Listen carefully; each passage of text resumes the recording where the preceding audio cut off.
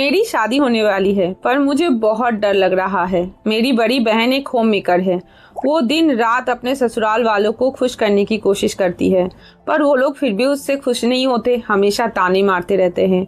दीदी अपने मन से एक खाना नहीं बना सकती, हफ्ते में एक बार से ज्यादा मम्मी से बात नहीं कर सकती। मुझे उसे देखकर डर लगता है। मुझ में इतना पेशेंस नहीं है कि मैं गलत बर्दाश्त कर सकूं। मैं क्या करूं कि मेरा इन लॉज के साथ रिश्ता अच्छा रहे। काउंसलिंग सेशन में मेरे एक क्लाइंट ने मुझसे ये सवाल पूछा था, पर ये सवाल सिर्फ एक क्लाइंट का नहीं है। हमारे देश में हजारों लाखों इंडिपेंडेंट लड़कियां हैं जो लोग गलत नहीं बर्दाश्त कर सकती, जो लोग घुट घुट के जी नहीं सकती। उन्हें डर लगता है आजकल शादी करने में। उन सबके मन में ऐसे ही कोई ना कोई सवाल जरूर है। हेलो एवरीवन, मैं हूँ सुकन्या झा, आपकी डिजिटल मेंटर और काउंसलर।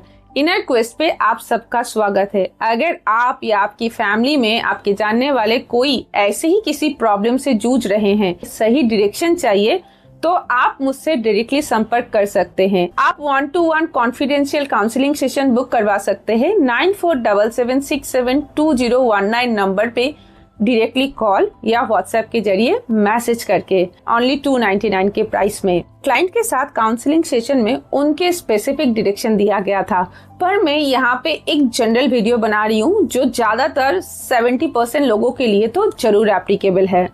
जब हम अपने परिवार में या फिर अपने दोस्तों में किसी को भी शादी करने के बाद तकलीफ में देखते हैं तो शादी पर से हमारा ट्रस्ट उठ जाता है। तो क्या करें, हम शादी ना करें? नहीं, शादी तो जरूर कीजिए, लेकिन शादी करने से पहले कुछ बातों को ध्यान में जरूर रखिए। सबसे पहले तो डिस्कस करते हैं कि ये चीज आती कहाँ से है। जो खाना बना रहा है वो अपने मन पसंद के हिसाब से, वो अपने मर्जी के हिसाब से खाना नहीं बना सकता। कोई इंसान अपनी माँ को फोन नहीं कर सकता, उसके लिए किसी और की परमिशन चाहिए। ये चीजें आती कहाँ से? जब हम लड़कियां बड़ी होती रहती हैं तब हमें यही सिखाया जाता है कि हमारे जिंदगी का एक ही लक्ष्य है, शादी करो, शादी के बाद पति को खुश रखो और पति के घर वालों को खुश रखो।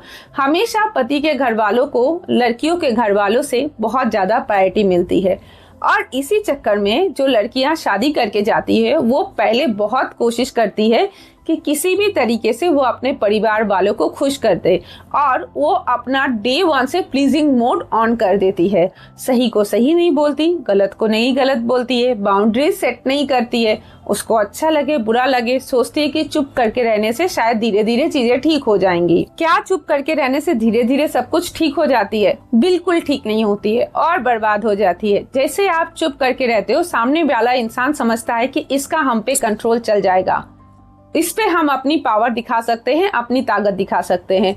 धीरे धीरे हर दिन के साथ साथ वो आपके ऊपर में और ज्यादा कंट्रोल और ज्यादा ताकत इस्तेमाल करने लगते हैं, और आप शुरू में तो बर्दाश्त करते रहते, लेकिन जैसे ही टाइम बीतता जाता है आपकी भी बर्दाश्त की लिमिट बढ़ जाती है, आप भी आउटबर्स्ट हो जाते हो, और चीजें जो संभल सकती थी वो और भी ज्यादा बिगड़ जाती है। जब आपसे पहला दिन कहा गया कि आप अपनी मदर को हफ्ते में एक दिन से ज्यादा फोन नहीं कर सकती, आपको वहीं पे टोकना चाहिए था। उसी दिन आपको उसके लिए बोलना चाहिए था, आई एम रियली सॉरी, पर ये बात मैं नहीं रख सकती।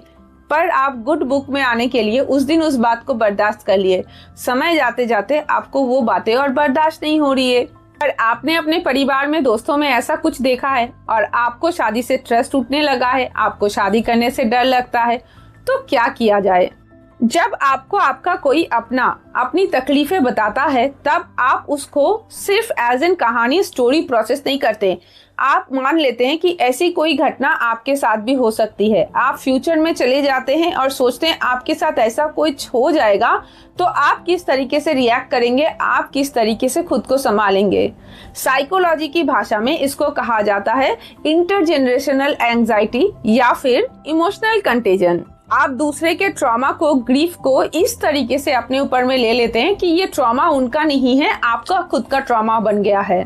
पर आपको ये समझना होगा कि उनकी लाइफ अलग है और आपकी लाइफ अलग है, उनके घर वाले अलग है, आपके घर वाले अलग है। जरूरी नहीं है जो उनके साथ हो रहा है वो आपके साथ हो, तो हो सकता है कि आपके परिवार वाले बहुत अच्छे हो। दूसरी वजह है शादी से डरने का लैक ऑफ रोल डिफरेंशिएशन। ऐसे तो शादी एक इक्वल रिलेशनशिप होता है, पर इंडियन सोसाइटी में, एशियन सोसाइटी में ये नहीं होता है। यहाँ पर मैं हमेशा पति को, पति के साइड के रिश्तों को, परिवार को ज्यादा प्रायोरिटाइज दिया जाता है पत्नी के तरफ से। ये लैक ऑफ रोल डिफरेंशिएशन जो है वो आजकल की लड़कियां जो है उसको एक्सेप्ट नहीं कर पाती है, इस वजह से भी वो लोग शादी से डरते हैं। तो अब बड़ा सवाल आ रहा है कि आप शादी करने जा रहे हैं, आप खुद की भी सेल्फ रिस्पेक्ट को बचाए रखना चाहते हैं और अपने शादी को भी बचाए रखना चाहते हैं, तो आप क्या करें। मैं आपको सिंपल 3 स्टेप बताती हूँ, उस सिंपल 3 स्टेप्स को आप फॉलो कीजिए, आप बहुत अच्छी शादीशुदा जिंदगी को लीड कर सकते हैं। सबसे पहला, एक लिस्ट बनाइए जो कि नॉन नेगोशिएबल हो। आप 1, 2, 3, 4 करके कुछ ऐसे कामों का लिस्ट बनाइए जिसमें आप किसी का भी इंटरफेरेंस बर्दाश्त नहीं करेंगे। आप अपने पार्टनर के साथ क्लियर कट खुल करके अपने उस नॉन नेगोशिएबल लिस्ट के बारे में बात कीजिए। फॉर एन एग्जांपल, ये हो सकता है कि आपके पार्टनर जो हो वो वेजिटेरियन हो पर आप नॉनवेज खाना खाते हो, तो आप उनको बोल सकते हैं कि ठीक है आप लोग वेज हो बट मैं नॉनवेज खाना कभी भी नहीं छोड़ूंगी। दूसरा चीजें हो सकती है कि मैं अपने पेरेंट्स का टेक केयर करना कभी भी नहीं छोड़ूंगी, उनको फाइनेंशियली सपोर्ट करना कभी भी नहीं छोड़ूंगी। ये सारी चीजें मेरे लिए नॉन नेगोशिएबल है। तो आपके लिए जो नॉन नेगोशिएबल लिस्ट है वो आप शादी से पहले ही अपने पार्टनर को क्लियर कट बता दीजिए कि इस मैटर पे मैं आपका इंटरफेरेंस नहीं बर्दाश्त करूंगी, इस पे मेरा सेल्फ डिसीजन होगा। दूसरा सबसे बड़ा पॉइंट है कि बाउंड्रीज को सेट करना। बाउंड्रीज को सेट करने के लिए आपको पहले दिन से ही इसके ऊपर में काम करना पड़ेगा, पर ऐसा कोई जरूरी नहीं है कि बाउंड्रीज सेट करने के लिए आपको हमेशा चीखना पड़े, चिल्लाना पड़े। आप सॉफ्टली भी बाउंड्रीज सेट कर सकते हैं। मान के चलिए कि आपने शादी के बाद कुकिंग की, खाना भी सबने पेट भर के खाया, लेकिन आपके मदर इन लॉ ने कहा कि ये खाना तो ठीक था लेकिन मेरे जितना अच्छा नहीं बना था। आप सॉफ्टली उन्हें बोल सकते हैं कि जरूर मेरा खाना आपके जितना अच्छा नहीं बनेगा, क्योंकि आप पिछले 40-50 साल से खाना बना रही है, मैंने अभी स्टार्ट किया है खाना बनाना, तो मेरा एक्सपीरियंस कम है आपके मुताबिक, तो मैं ये खाना तो आपकी जितना अच्छा बना ही नहीं सकती। इससे उनको भी उनके काम का एक्नॉलेजमेंट मिल जाएगा, वैलिडेशन मिल जाएगा, और साथ ही साथ उनके दिमाग में ये सेट हो जाएगा कि मैं इससे ज्यादा अच्छा खाना इससे तो उम्मीद नहीं कर सकती। तो इसलिए आप कभी भी खाना बनाएंगे तो वो उस पर रोकने टोकने का काम थोड़ा कम करेंगे, और इसके लिए आपको कोई भी चिल्लाने का, चीखने का भी कोई जरूरत नहीं है। थर्ड जो सबसे इम्पोर्टेंट स्टेप है, अगर आप किसी ट्रॉमा में हैं, किसी ग्रीफ में हैं, तो प्लीज किसी से शादी मत कीजिए, क्योंकि आप अपना ट्रॉमा और ग्रीफ उस इंसान को पास ऑन करेंगे और सोचेंगे कि वो इंसान आपको हमेशा समझे। ये पॉसिबल नहीं है। अगर आपको कोई ट्रॉमा है, ग्रीफ है, तो सबसे पहले उसको हील करवाइए, उसके बाद शादी कीजिए। सेकेंड चीज ये है कि हर एक रिलेशनशिप अलग होता है, हर एक रिश्ते में लोग अलग होते हैं।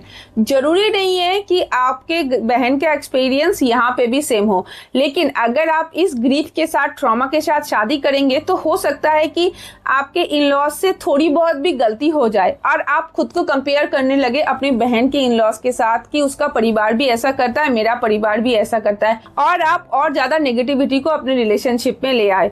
तो ऐसे किसी भी प्री नोशंस के साथ आप शादी मत कीजिए।